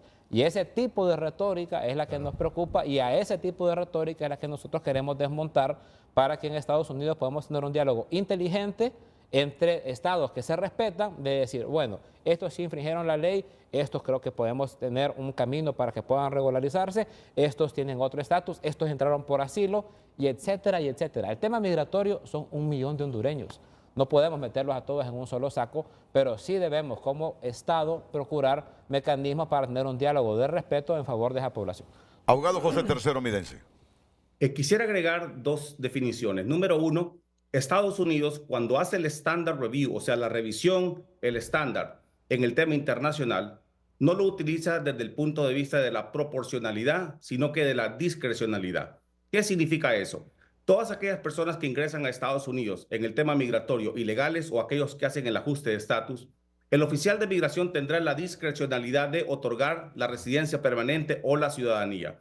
1. Número 2, no todos los delitos, porque he escuchado que cuando la persona comete un delito en Estados Unidos es deportable. No todos los delitos son deportables, ni todos los delitos son inadmisibles. Hay personas que pueden estar en Estados Unidos aún teniendo lo que se llama manejando bajo la influencia del alcohol, que no exista ningún agravio y que no vaya ningún menor de edad. Entonces, no todos los delitos son de deportabilidad y de inadmisibilidad. Pero volviendo al tema internacional, recuerde usted que Estados Unidos, el estándar de revisión no lo hace de acuerdo a la proporcionalidad de los países, sino que lo hace de acuerdo a la discrecionalidad. Y en ese sentido, cuando Estados Unidos, el presidente, la Casa Blanca, dice que discrecionalmente ellos han tenido algún beneficio o no le beneficia algún tema internacional, entonces desde el punto de vista de la discrecionalidad, ellos pueden retirar alguna base militar, que recuerde usted, el poder que tiene el presidente son 5. Número 1, ser el comandante en jefe de las Fuerzas Armadas norteamericanas. Y número 2, hacer los acuerdos ejecutivos. Esas 2 líneas de poderes plenarios del presidente se combinan para poder introducir bases militares a otros países. Entonces, cuando Estados Unidos utiliza la definición de discrecionalidad, no utiliza él la proporcionalidad, si alguien da menos o alguien da más, sino que el presidente puede decir que discrecionalmente puede retirar algunos beneficios en favor de un país. Y en ese sentido, como lo decía el vicecanciller, lo que tenemos que hacer nosotros es, desde el punto de vista discrecional y no proporcional, solicitarle a los Estados Unidos de América que si existe una reforma migratoria, pueda incluir a los hondureños que se encuentran en Estados Unidos. Entonces, la definición, el Standard Review constitucional americano no es de proporcionalidad, sino que es discrecionalidad. Y en ese sentido, si se comprende y se entiende que ese es el Standard Review, entonces Honduras podrá lograr muchas cosas. Yo sí quisiera agregar algo. Yo me acuerdo cuando fui embajador ante la Unión Europea, y estábamos cabildeando un tema en particular. Fui a ver a los más de 800 parlamentarios que habían ahí. Y cuando yo comencé a hacer mis giras, me enfoqué en un segmento de la población de eurodiputados. Y me dice el amigo, mira, embajador, no perdáis tu tiempo con los convencidos. El mensaje es, vicecanciller, hay que ir a convencer a los demócratas y republicanos que no están con nosotros. No perdamos nuestro tiempo con una embajada tan pequeña, con pocos recursos, en la gente que ya tenemos a nuestro favor.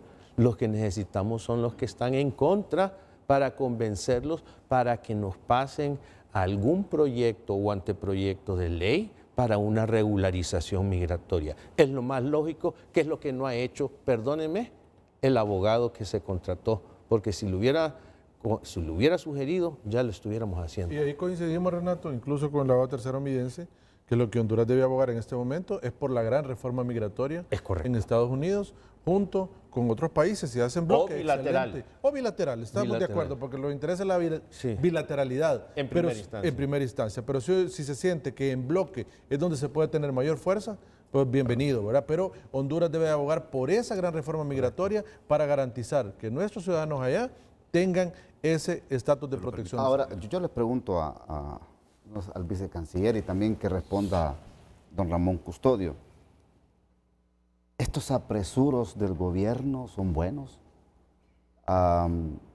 Hacer una advertencia antes de entrar en un diálogo bilateral con el gobierno de Estados Unidos, con la administración Trump, porque cuando usted lee, vicecanciller, lo que le dice el señor Bush, que hay acercamientos, sí, claro, que hay diálogo, Renato.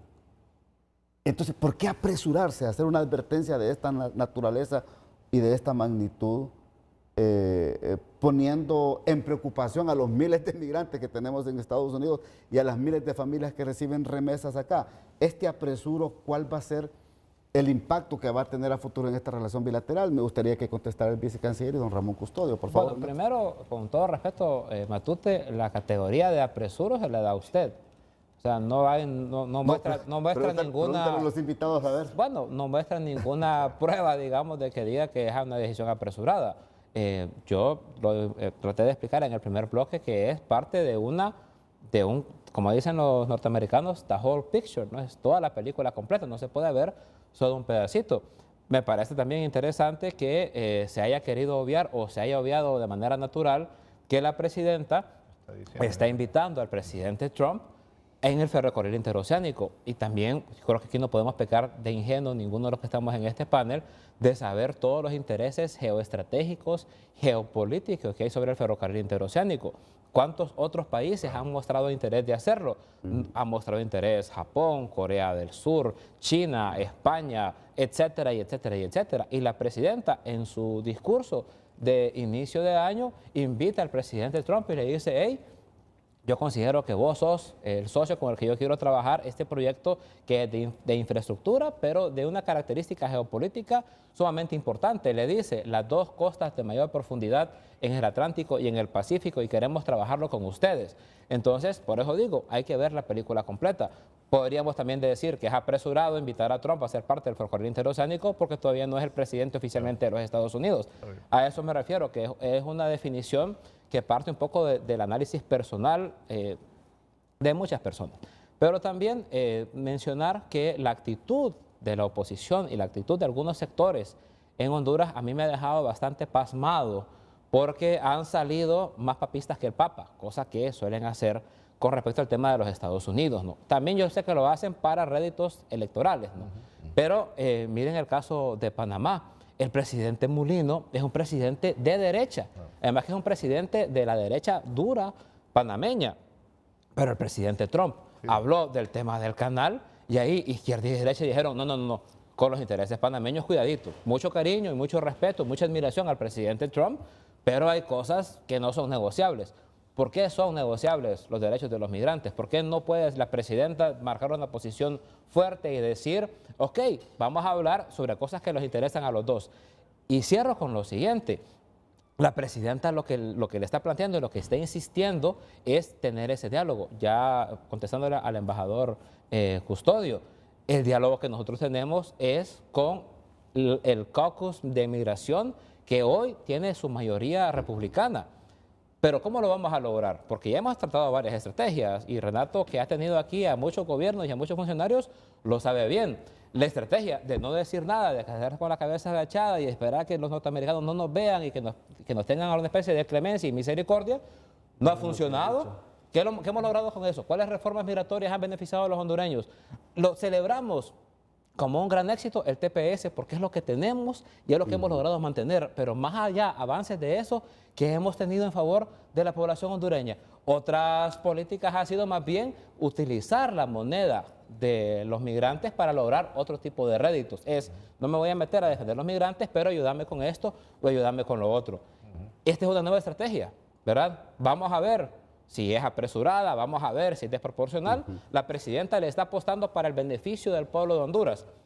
Y hemos visto otros ejemplos, ¿no? Otros ejemplos en los que Honduras, aquí en estos foros y en otros espacios, panelistas, invitados, nos han dicho apresurados, irresponsables y etcétera. Y la política exterior del país ha logrado los objetivos que se ha definido la presidenta y ahora su objetivo principal es defender los intereses de los migrantes. Renato. Mire, bajo ese tema, muy rápido, solo decirle que, no sé si será que sea apresurado el término, pero yo sí siento que fue una invitación a sentarse a negociar muy hostil. Para decirle, lanzar una amenaza y decirle, y yo se lo dije con mucho respeto el día de ayer cuando hablé sobre este tema. Yo siento también que debemos de aprovechar esto, Renato, como una circunstancia para poder sentarnos con Estados Unidos y decirle, ok, no podemos evitar que deporten porque tienen una ley que obligatoriamente los manda para acá, pero creo que es la oportunidad para decirle, ok, como tenemos una cooperación internacional también en tema bilateral, donde acá hay más de 10, alrededor de 10 a 15 proyectos que se ejecutan por empresas norteamericanas, donde están en biodiversidad climática, en materia militar, en materia de justicia, en materia de agroalimentaria, desarrollo de empresas, etcétera. Hay un gran aporte. También le podemos decir, desarrollemos acá, que yo pensé que iba a suceder con esta alianza para la prosperidad del Triángulo Norte que anunció la vicepresidenta Kamala Harris, que venían más de 4.200 millones de dólares para el Triángulo Norte. También es la oportunidad de decirle, ok, sentemos en Honduras programas con inversión privada estadounidense que vengan a garantizar que esta gente que retorna va a tener trabajo y que va a haber mano de obra para que esta gente pueda sostenerse aquí en Honduras. Ese creo que debe ser la gran moneda de cambio, Renato, en esta oportunidad, para que estas personas que regresan al país tengan el apoyo directo de Norteamérica para poder ser productivos en el país y que inversionistas de ese país puedan ver acá el fruto, producto de otorgarle algún tipo de exenciones, hablando de ese tema, en el cual ellos sientan que pueden ser productivos acá y nosotros que esa mano de obra que viene de allá, poder utilizarla. Con todo lo que están diciendo ustedes, o pudo haber sido una respuesta estratégica, si Donald Trump negocia advirtiendo, miren, lo hizo con Panamá, lo está haciendo con Hamas, bueno, arreglen esa cosa antes de que yo llegue. Porque si no, yo sí la voy a arreglar. Nosotros ya tuvimos la primera Entonces, aconsejaron a la presidenta, usted negocia advirtiendo también. Es decir, la soberanía es igual, no obstante que Estados Unidos sea una potencia económica y que nosotros no. Hay una cosa muy importante. Estamos metiendo la primera potencia militar. No, correcto, yo entiendo eso, es un tremendo desafío, claro. Importante. El desafío es que ya lo dijo la presidenta. Ya lo puso allá afuera. Está en el tapete, está en la mesa. Pero podemos reestructurar la estrategia de ahora en adelante, por un lado. Por el otro lado, ya las palabras una vez que salen, usted no las puede rescatar y recomponer. Esto no está como el procesador de palabras, ¿verdad? Que le da back, delete y vuelve a hacer lo que está haciendo. No, no se puede. Ya está dicho, lo dicho está dicho. Sin embargo, también sabemos varias cosas, todo tiene causas y efectos. Sabemos la causa de cuando entró Trump a ser candidato hace 2 años, de que él podía ser una posibilidad de llegar a ser un presidente electo, y es la realidad que tenemos ahorita. Nosotros tuvimos 2 años para prepararnos y estamos teniendo ese problema y esa realidad en este momento, y hay que presenciarla y hay que abordarla de manera concreta. Y para terminar, definitivamente los migrantes son una causa económica. Ellos no se están yendo de aquí porque tenemos una guerra civil, y nosotros tenemos que aprovechar lo que está ocurriendo en Medio Oriente, en otros lugares, en Europa, por lo de Ucrania, donde los europeos tienen miedo con sus inversiones ahí y andan buscando otros lugares para poner sus inversiones de manera segura. ¿Y cómo vamos a dar nosotros seguridad si desde hace décadas tenemos más de 20 reclamos de empresas internacionales que no las resolvemos? No estamos hablando de este gobierno, estamos hablando de muchos gobiernos atrás, y no vamos a ponerle título, ¿verdad?, de un partido u otro. Es una realidad. Entonces nosotros tenemos que entender, el problema de los migrantes es un problema económico, y demos gracias y ojalá que esta confrontación que se ha hecho no le pongan impuestos a las remesas en Estados Unidos. ¿Usted se imagina ponerle el 33% de intereses a 9.000 millones de dólares? Óigame, no pongamos en riesgo eso. Yo por eso digo, bueno, ya estuvo, pero ahora reformulemos la estrategia. Eso es todo. Ok, y voy a la pausa comercial. No sin antes pedirle al abogado José Tercero Midense. Él no se puede sustraer de lo que es su formación, de lo que es su derecho. Pero sí o no. Valóreme el mensaje de la presidenta Xiomara Castro con motivo del nuevo año en el marco de esta relación con Estados Unidos. Abogado Midense, Tercero Midense. Yo creo que lo que hay que identificar es, número 1, cuáles son los derechos fundamentales de los Estados Unidos. Hay una confusión internacional que se dice que hay violaciones a los derechos humanos. Estados Unidos tiene 4 derechos fundamentales, que son el derecho a la libertad de expresión, a reunirse y a las iglesias, por ejemplo. El derecho a posesionar armas, el derecho al voto y el derecho a la procreación y a casarse, o sea, hacer una relación familiar. Esos son los derechos fundamentales de los Estados Unidos de América.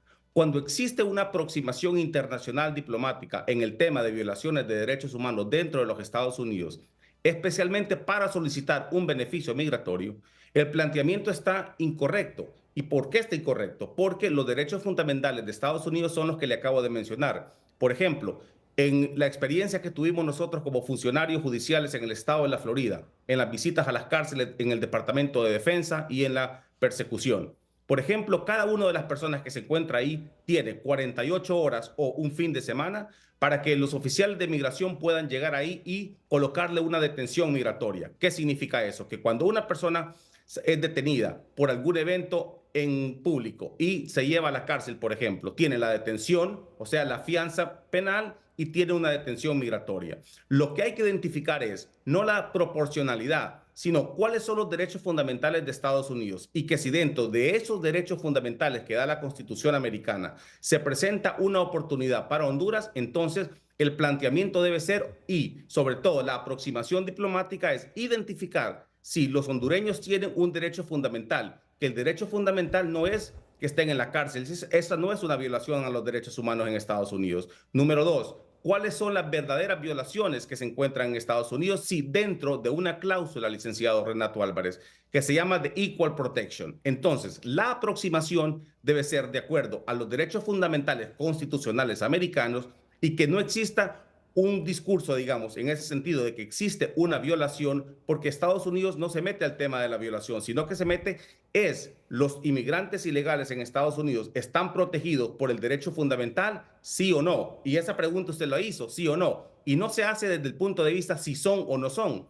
sino que se hace el razonamiento y se dice, si la persona se encuentra ilegal y Honduras quiere hacer una aproximación a los Estados Unidos de América, debemos identificar constitucionalmente cómo se basa la discrecionalidad, porque ese es el elemento del estándar de la revisión para poder aproximarse. Sí. Yo no me quiero meter mucho directamente en el tema del actual presidente de Honduras, sino que más que todo, cómo se desarrolla la negociación. Está bien, pero sí le pido que me diga, ¿cree que esa advertencia de la presidenta sobre la presencia militar de ellos pese e influya en futuras decisiones relacionadas con nuestro país en el nuevo gobierno de Trump? Si Estados Unidos no tiene un agravio de seguridad nacional y la discreción del presidente es manejar la política exterior a través del posible Marco Rubio, o que si existe un impacto en el tema migratorio, el presidente podrá decidir si los hondureños son incluidos en una reforma migratoria o los hondureños podrán continuar con un TPS. Esa es discrecionalidad del presidente, y si el presidente considera que ese discurso o esas palabras de un gobernante de un país están en contra de la soberanía nacional, entonces Estados Unidos podrá utilizar cualquier término para quitar los beneficios que tiene un país. Y ahí vale la pena recordar el primer mandato del presidente Trump, cuando dijo que Honduras no estaba haciendo lo suficiente para retener a los migrantes. ¿Qué pasó, Renato? ¿Quién fue el golpeado? Quienes reciben la cooperación internacional de Estados Unidos. Ese año, 2018, se congelaron casi $200 millones en los proyectos que estaban de cooperación, y hubo un tiempo bastante largo en el que eso se normalizó de nuevo. ¿Pero qué estaba haciendo realmente el gobierno de ese momento para la migración? O sea, la pregunta también, vamos a ver, más allá de la investidura que puede tener quien sea, analicémoslo políticamente. ¿Qué estaba haciendo realmente el gobierno de Juan Orlando para bajar los flujos migratorios en ese momento? ¿Cuáles eran las pruebas, nuevamente, que él les podía presentar? No habían. O sea, nosotros lo que estamos planteando es que en el diálogo que proponemos a este mandato, el segundo de Donald Trump, Honduras sí puede demostrar, con incluso datos de los Estados Unidos, de que si nosotros estamos haciendo acciones para bajar el flujo, que podrían ser mejores, que podrían ser mayores, claro que sí, pero sí hemos demostrado que año con año ha habido una reducción de aprehensiones de gente entrando a los Estados Unidos y de... Pero creo que aquí hay un puntito clave. Más allá de estos elementos que me parecen sumamente importantes, sabiendo lo que piensan muchos republicanos y cercanos al presidente electo Donald Trump. Como Marco Rubio. Vaya. Ok. A mí me parece que el puntito es... Pero es que Mel se anticipó. Si Mel nos está hablando con la verdad, si Mel está siendo auténtico y sincero con lo que dijo al principio en el reportaje que le hizo José Miguel Barahona. En consonancia con lo que hemos estado diciendo. Correcto. Hay que dialogar. La preguntita es, en estas rivalidades geopolíticas, China, rusos, estadounidenses, ¿cómo entiende las relaciones el gobierno que preside Xiomara Castro Sarmiento con Estados Unidos? Como estratégica. Es correcto. ¿Es un aliado de nosotros, claro, Estados Unidos? Claro que sí. Está, en el mismo discurso, Ronaldo, ¿están nuestras relaciones con Estados Unidos por abajo de las que tenemos con Cuba, con Venezuela? No. ¿Con Rusia? No, mucho menos. Nosotros con Rusia no tenemos mayor relación más que la representación en los estados. O sea, no tenemos marco de cooperación, no tenemos marco abierto de inversión. Nosotros con Estados Unidos, es nuestro principal socio comercial, tenemos relaciones muy fuertes a nivel geoestratégico, militar, de inversiones. Y otra vez, insisto, a poner atención algo más allá del final del discurso de la presidenta. Renato, usted sabe cuáles son las presiones de todos los canales interoceánicos que hay en este momento. Honduras, que tiene muchos amigos en América Latina, da un paso al frente de la presidenta e invita a los Estados Unidos a ser el principal socio de este enorme proyecto de infraestructura. Ok, porque yo creo que vale la pena, y en un minuto, porque ya la producción me presiona y tiene toda la razón para ir a una pausa comercial. Primero, hay que recordar, esto de las bases militares, lo que más le ha generado problemas a Estados Unidos son los comportamientos aislados de militares. Bueno, si en Japón hace unos 10, 12 años fue debate este asunto de la base militar o las bases militares que tienen allá por el comportamiento agresivo y violento de un soldado estadounidense que mató a un japonés. Y lo que acaba de ocurrir en Estados Unidos, esa crisis también es de un militar, ¿verdad? De ese elevado nivel también de abuso en algunos casos de droga, que no necesariamente es una actitud propiamente del militar, sino a veces son... Segundo, pero la tenemos también en nuestros migrantes. Claro, de acuerdo. Con un migrante que haya hecho un acto de... Lo generaliza. Entonces, otro, yo creo que todos los que estamos aquí, en algún momento, porque somos generacionales, hemos dicho que Honduras, desde los 80 o quizá un poquito antes, no supo negociar la presencia militar con Estados Unidos. No la supo negociar.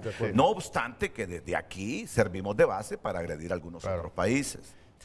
Y ahí la perspectiva de lo que está diciendo Kenneth, que a mí me parece que es valioso, ¿verdad? En medio de toda esa situación en la cual advierten diversos problemas, porque no solamente es el tema de la migración, sino que está el tema de narcotráfico y otras cuestiones. Los Estados Unidos deben ver que realmente este país, que entre comillas, yo lo voy a poner entre comillas, ha sido su aliado, es el segundo país más pobre de América Latina, ¿sí o no?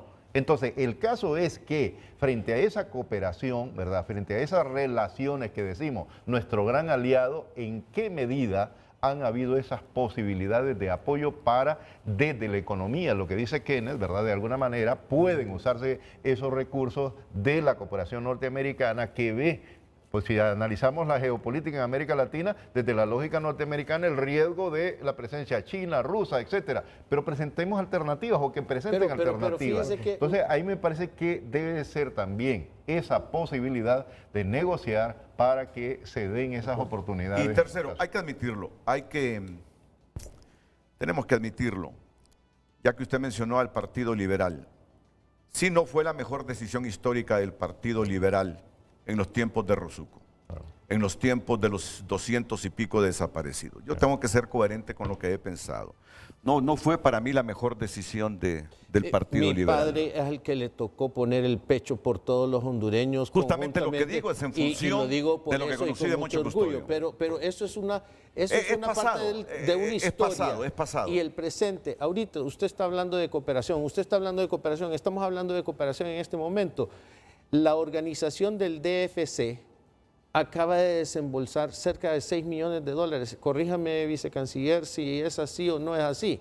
Entonces yo creo que las relaciones, la cooperación no está parando, sino que está incrementándose, lo que no se pudo lograr en algún otro gobierno. Pero yo le pregunto al abogado Tercero Midense, así en 15, 20 segundos para ir a la pausa comercial, ¿se percibe entre la élite política estadounidense cuando se acuerdan de nosotros? Claro que deben acordarse, porque para ellos ha sido un dolor de cabeza la migración del Triángulo Norte, aunque tienen problemas serios como en Medio Oriente, la invasión de Rusia a Ucrania. ¿Se percibe en la élite política de Estados Unidos que el gobierno de Xiomara está enemistado con Estados Unidos? Yo creo que lo que se tiene que hacer es no lo que piensa Estados Unidos, sino lo que debe hacer Honduras para poder tener una relación directa con Le entiendo, pero yo quisiera tener una respuesta suya, personal. Claro, que es asunto de percepción. Está bien. ¿Usted percibe como hondureño que la élite política actual en Estados Unidos, bueno, gobiernan los demócratas, pero están a punto de gobernar los republicanos, se percibe que el gobierno de Xiomara es un gobierno hostil con Estados Unidos y favorable a Rusia, favorable a China, favorable a Irán, a Nicaragua, a Venezuela? ¿Tiene esa percepción o no la tiene usted? Yo creo que la percepción no debe ser desde el punto de vista político, sino desde el punto de vista de beneficio. Miremos que la ley Nacara, por ejemplo, no fue incluida a Honduras. Y número dos, el TPS fue excluido a Honduras. ¿Qué de pronto tiene que hacer un gobierno en este momento? Identificar cuáles han sido las causas de que no se le ha prosperado a Honduras en el tema migratorio, y Estados Unidos en este momento que identifica, por ejemplo, los problemas en Europa, en el caso de Rusia y de Ucrania, en este momento Honduras tiene que presentarse como una opción internacional para que haya un beneficio migratorio. Entonces Estados Unidos en este momento no es que se identifica a Honduras de pronto con un lenguaje en contra o a favor, sino que Estados Unidos revisa las políticas en este momento del actual gobierno, y si el actual gobierno tiene la posibilidad de tener un poco de más flexibilidad para poder alcanzar los beneficios migratorios, entonces Estados Unidos los va a escuchar. Pausa comercial. Continuamos con más mensajes. Alan Bernardes opina, la prudencia es la piedra angular de la diplomacia, mecanismo utilizado para dilucidar las diferencias entre los estados. Los exabruptos llevan a confrontaciones innecesarias que no favorecen al actor más débil. Norita también opina, primero la extradición, ahora lo de las bases militares. ¿Con quién está quedando bien Xiomara? Porque con el pueblo no es. Aquí no hay oportunidades para que la clase baja salga adelante. Cuesta mucho, hay mucha extorsión. No afecte a las personas que apoyan sus familias desde Estados Unidos. Gracias, continúe enviando sus opiniones. Seguridad pedirá nueva prórroga del estado de excepción. Esto dice oposición. Vamos a ver este titular. Seguridad pedirá nueva prórroga del estado de excepción. Esto dice oposición. Sí, pero yo les anticipo. Ya no van a prorrogar más el estado de excepción. No hay condiciones, la oposición ya lo dijo. Lo de diciembre fue lo último. Ya no van a aprobar más prórrogas. ¿Qué dice el padre Melo? Ruega al fiscal general no dejar impune el crimen contra Juan López. Desaparición de mujeres en Honduras, una crisis ignorada sin seguimiento ni justicia. Algunos de los muchos titulares que a esta hora tiene tunota.com.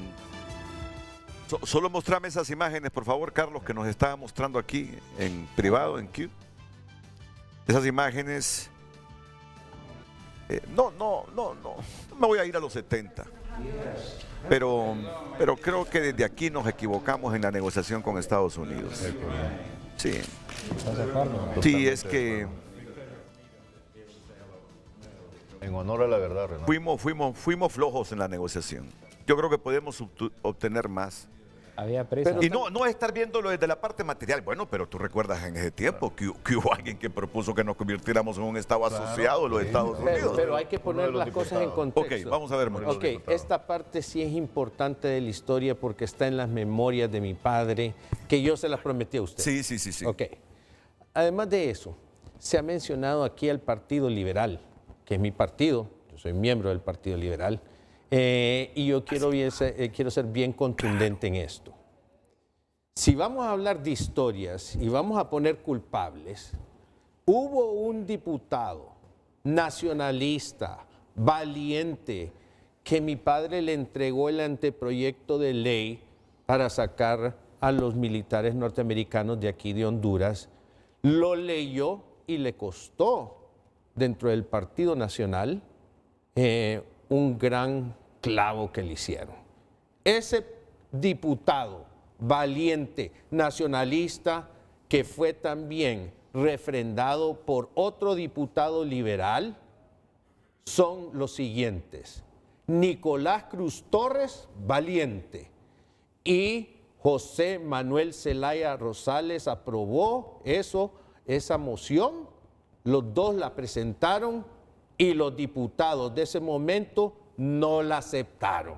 Entonces aquí hay una responsabilidad histórica, no solo del Partido Liberal. Cuando sacaron de la volante. Aquí yo quiero aclarar, no solo del Partido Liberal es la responsabilidad histórica, pero aquí hay dos hombres valientes. Claro. Y pese que José Manuel Zelaya Rosales es mi adversario político, pero le reconozco esa valentía que tuvo. Bueno, yo quiero, Renato, en esa verdad histórica, reconocer también a otros líderes de nuestro pueblo hondureño que realmente levantaron esa bandera. Hay que decirlo, incluso fue acusado, ¿verdad?